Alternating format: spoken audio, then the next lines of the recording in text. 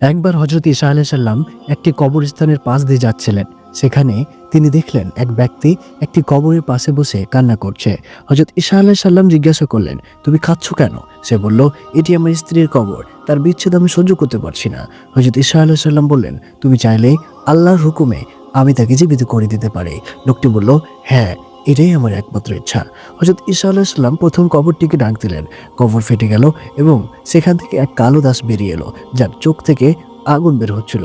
লোকটি ভয় পেয়ে বলল, এটি আমার স্ত্রী নয়। তখন হযরত ঈসা আলাইহিস সালাম তাকে আবার কবরে ফিরিয়ে দিলেন। এরপর তিনি দ্বিতীয় কবরটিকে ডাক দিলেন। এবার একটি সুন্দরী নারী কবর থেকে বেরিয়ে এলো। লোকটি বলল, হ্যাঁ, এই আমার স্ত্রী। দুজনেই খুব বেশি খুশি হয়ে তার একে অপরের সঙ্গে কথা বলতে শুরু করলো। কিন্তু কিছুক্ষণ পর লোকটি ঘুমিয়ে পড়ল।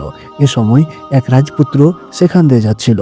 নারীটি রাজপুত্রকে পছন্দ করলো এবং তার সঙ্গে চলেই গেল। লোকটি ঘুম থেকে উঠে দেখে তার স্ত্রী নেই। সে রাজপুত্রের প্রাসাদে পৌঁছালো, কিন্তু সে নারী বলল, আমি তো তোমার স্ত্রী নয়, আমি তো রাজপুত্রের। ঠিক সেই মুহূর্তে হযরত ঈসা আলাইহিস সালাম সেখানে এসে পৌঁছালেন। তিনি বললেন, আল্লাহর হুকুমে যে প্রাণ তোমাকে দেওয়া হয়েছিল তা ফিরিয়ে দাও। নারীটি সঙ্গে সঙ্গে মাটিতে লুটিয়ে পড়ে মারা গেল। তখন হযরত ঈসা আলাইহিস সালাম বললেন, কাফির মরে কিভাবে মুমিন হয় তা ওই দাসকে দেখো, আর মুমিন মরে কিভাবে কাফির হয় তা ওই নারীকে দেখো। তো প্রিয় বন্ধুরা, ভিডিওটি ভালো লাগলে চ্যানেলটিকে সাবস্ক্রাইব করুন এবং পাশে থাকুন। ধন্যবাদ।